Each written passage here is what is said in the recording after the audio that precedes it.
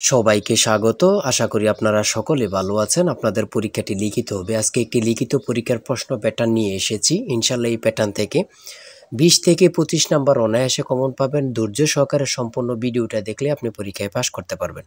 অনেকেই পরীক্ষায় পাস করে না কেন?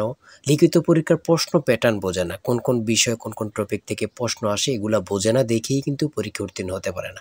আজকে আমি A to Z দেখিয়ে দিব কোন কোন বিষয় কোন কোন টপিক থেকে পরীক্ষায় প্রশ্ন আসে, সকল কিছু দেখিয়ে দিব। একটু কষ্ট করে সম্পূর্ণ ভিডিওটা দেখবেন, ঠিক আছে?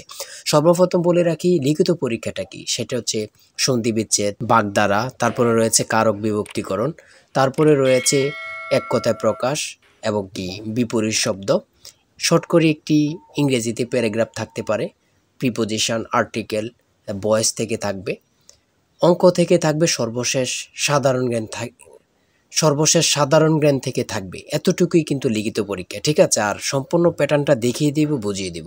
তার আগে বলে রাখি, আপনারা যারা পরীক্ষা দেবেন আপনাদের জন্য শর্ট করে পরীক্ষার প্রশ্ন প্যাটার্ন যেমন থাকবে সেম প্যাটার্নে আমরা একটি চূড়ান্ত সাজেশন তৈরি করেছি। সাজেশনটা নিতে স্ক্রিনে দেওয়া হোয়াটসঅ্যাপ নাম্বার রয়েছে, ইমো নাম্বার রয়েছে, দুটোর মধ্যে যে কোনো একটি মেসেজ করে সাজেশনটি সংগ্রহ করুন। সাজেশনের মূল্য 100 টাকা। আমি বলি অবশ্যই প্রত্যেকে 100 টাকার বিনিময়ে হলো সাজেশনটি সংগ্রহ করবেন। কেন 100 টাকা কিন্তু বড় কথা না, আপনারা পরীক্ষা দিতে যাচ্ছেন, কতভাবে যে টাকা চলে যাচ্ছে। আমি বলি 100 টাকার বিনিময়ে প্রত্যেকে আমাদের সাজেশনটি সংগ্রহ করবেন। শুধু সাজেশনটি পড়ে পরীক্ষা দিতে গেলে আপনি উত্তীর্ণ হয়ে যাবেন। বুঝতে পারছেন কথা? পরীক্ষার প্রশ্ন প্যাটার্ন যেমন থাকবে সেম প্যাটার্নে আমরা সাজেশন উল্লেখ করেছি। তাই বলি প্রত্যেকে আমাদের সাজেশনটি সংগ্রহ করবেন। মূল কথায় চলে আসি। দেখেন এখানে রয়েছে সন্ধি বিচ্ছেদ থাকবে। সর্বপ্রথম সন্ধি বিচ্ছেদ থাকবে, 5টা সন্ধি বিচ্ছেদ থাকবে। 5টা সন্ধি বিচ্ছেদের জন্য 5 নাম্বার আপনাকে দেয়া হবে, ঠিক আছে? আমি শুধু মূল বিষয়গুলো দেখিয়ে দিচ্ছি, বুঝেন আগে কিন্তু। আর আমাদের সাজেশনটা নিলে এখানে পর্যাপ্ত পরিমাণে খুব ভালো ভালো প্রশ্ন উত্তর পাবেন। ইনশাল্লাহ পরীক্ষায় আপনি শতভাগ কমন পাবেন, ঠিক আছে? তারপরে 2 নম্বরে যেটা রয়েছে ব্যাস বাক্য সহ সমাস নির্ণয় করুন। ব্যাস বাক্য সহ সমাস নির্ণয় করুন। এখানে 5টা থাকবে, 5টার জন্য 5 নাম্বার আপনাকে দেয়া হবে। তারপরে 3 নম্বরে রয়েছে কারক ও বিভক্তি নির্ণয় করুন। এখানে 5টা কারক ও বিভক্তি থেকে দেয়া থাকবে। আপনি এটা যদি পারেন তাহলে 5 নাম্বার আপনাকে দেয়া হবে। আর আমাদের সাজেশনের প্রত্যেকটি প্রশ্নের ব্যাখ্যা ও সমাধান সহ দেয়া আছে কিন্তু, হ্যাঁ? গণিতের, ইংরেজি সকল কিছুর প্রশ্নের ব্যাখ্যা ও সমাধান সহ পেয়ে যাবেন। তারপরে 4 নম্বরে রয়েছে এক কথায় প্রকাশ করুন। এখানে 5টি এক কথায় প্রকাশ থাকবে, প্রত্যেকটার জন্য 1 নাম্বার করে, 5টার জন্য 5 নাম্বার।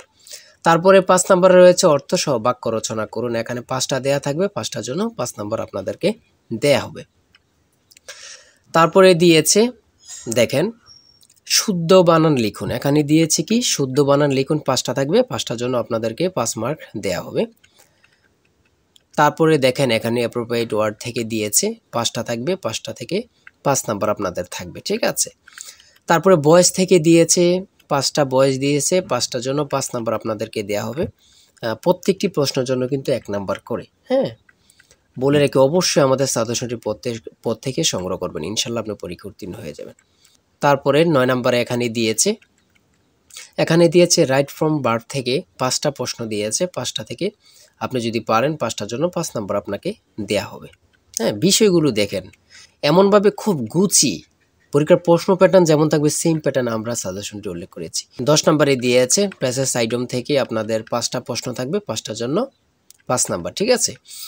তারপরে 11 নম্বরে দিয়েছে কারেক্ট স্লিপিং এখানে ইনকারেক্ট দিয়েছে, আপনারা কারেক্ট করতে হবে। 5টার জন্য 5 নাম্বার আপনাদেরকে দেওয়া হবে। আর ট্রান্সলেট 12 নম্বরে রয়েছে ট্রান্সলেট, প্রত্যেকটা প্রশ্ন এবার লিখিত বলেন, প্রত্যেকটা পরীক্ষা লিখিত বলেন, এমসিকিউ বলেন, প্রত্যেকটি পরীক্ষা কিন্তু ট্রান্সলেট থেকে থাকবেই।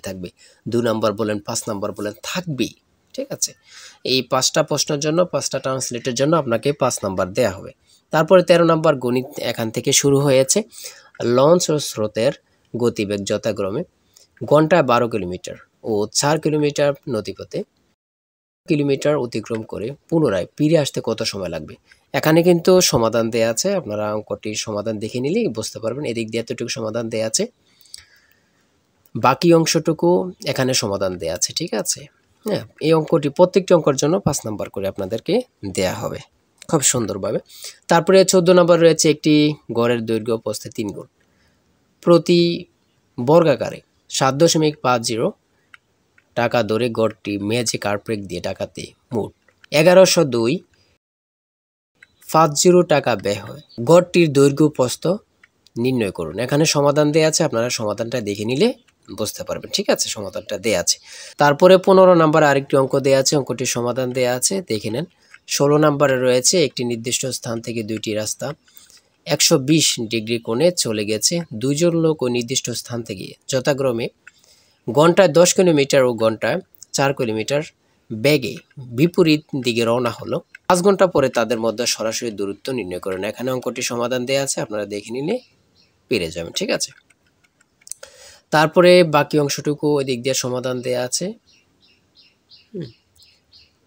তারপরে 17 নম্বরে এখান থেকে শুরু হয়েছে সাধারণ জ্ঞান।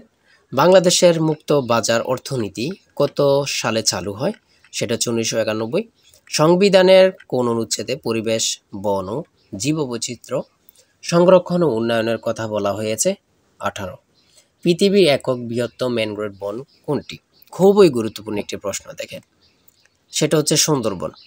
এসডিজি এর লক্ষ্যমাত্রা কয়টি? কত পরীক্ষায় যে আসছে আল্লাহ ছাড়া কেউ জানে না, 17টি। কোন রঙের আলোর বেগ সব থেকে কম? কোন রঙের আলোর বেগ সব থেকে কম? সেটা হচ্ছে বেগুনি। 22 নম্বরে রয়েছে বাংলাদেশের কোন জেলায় 2টি দেশের সীমান্ত রয়েছে? রাঙ্গামাটি। বাংলাদেশের প্রথম ইপিজেড কোন জেলায় প্রতিষ্ঠিত হয়? খুবই গুরুত্বপূর্ণ, চট্টগ্রাম। জাপানের পার্লামেন্টের নাম কি? ডায়েট। খুব গুরুত্বপূর্ণ। আকাশের উজ্জ্বলতম নক্ষত্রের নাম কি? লুব্বক।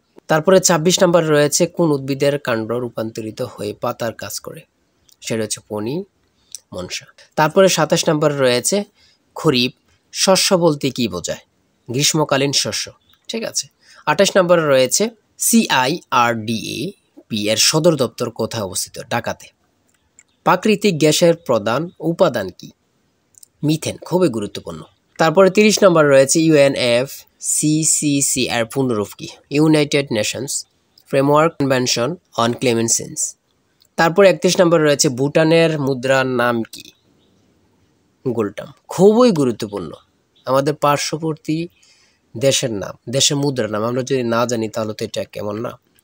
সর্বশেষ 32 নম্বরে কিছু অংশ দিয়েছে, সেটা হচ্ছে জলবায়ু পরিবর্তনের বিরূপ প্রভাব নিরসনে উপকূলীয় বনায়নের গুরুত্ব কি, বা এখানে অনুচ্ছেদ একটি দিতে পারে, শর্ট করে 5 নম্বর এখানে দেয়া থাকবে। এটা থাকতেও পারে, না থাকতে পারে, এটা নিয়ে কোনো টেনশন নেই। সর্বশেষ সাধারণ জ্ঞান থাকবে। ঠিক আছে, যারা চূড়ান্ত সাজেশনটি সংগ্রহ করতে চান এই নাম্বারে হোয়াটসঅ্যাপ ইমোতে মেসেজ করে দ্রুত আমাদের সাজেশনটি সংগ্রহ করুন, ইনশাল্লাহ আপনি পরীক্ষা উত্তীর্ণ হবেন। আবারও বলে রাখি, প্রত্যেকে সাজেশনটি সংগ্রহ করবেন, 100 টাকা কিন্তু বড় কথা। ভালো থাকবেন, সুস্থ থাকবেন। ভালো লাগলে চ্যানেলটি সাবস্ক্রাইব, পেজটি ফলো দিয়ে আমাদের সঙ্গে থাকবেন। আল্লাহ হাফেজ।